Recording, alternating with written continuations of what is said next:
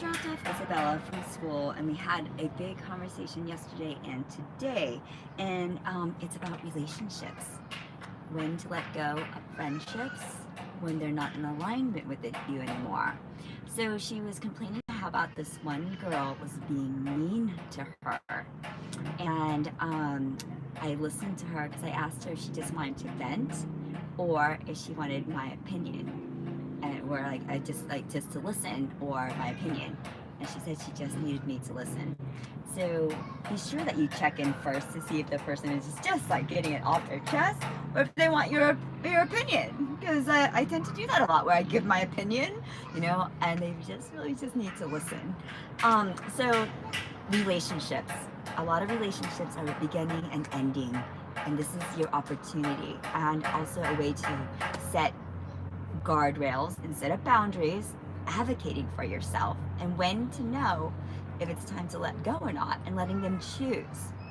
And so there was this girl that was being mean to her, and she said she talked to her, and then the little girl said, well, I make stupid decisions and I can't help it. So I just listened. That was yesterday. And then today, as we were driving to school, I said, well, Isabella, today you get to choose. You get to choose if you want to be friends with this girl or not. And what I would suggest you do is when she does it again, say, hey, I've been nothing but nice to you. I've given you food. I've made you a card. But I feel like it's not being reciprocated. And I said it in a way that's like more 8-year-old talk, right?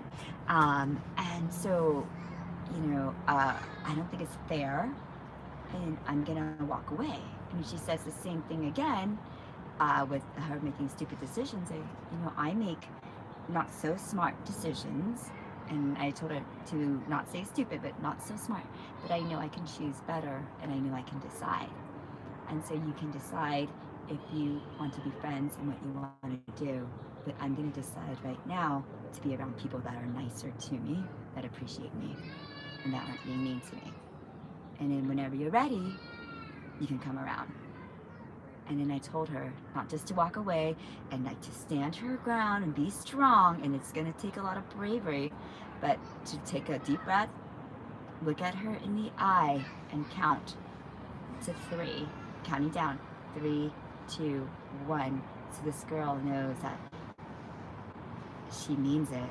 And remember, the power is in the pause, because they need to think about it so that they can react in a defensive way. But if you hold strong, and then you give them the opportunity to choose better, and then you walk away, you give them essentially what they want, but you get essentially what you want.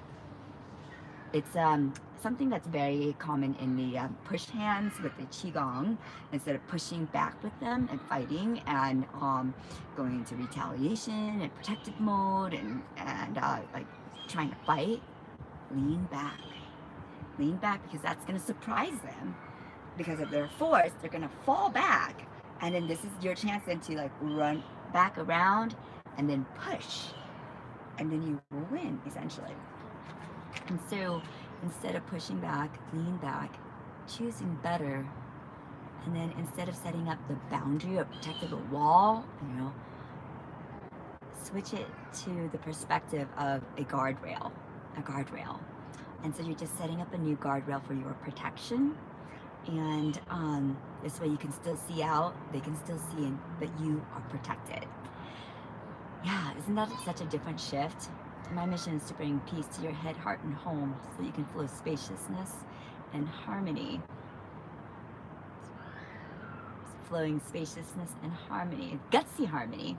Okay. And I do this through faces and spaces. So anyways, that's my new direction and how I want to live my life, and the feeling and the vibe that I want to bring to every encounter. And so I hope that this was helpful for you. If it is, please share it. And just decide better. Choose better, not perfect. You get to choose again. And you are loved. You are peace. You are compassion. And so make it a great day, and let's be the vibration that we want to see in the world. creating the change we want to see in the world.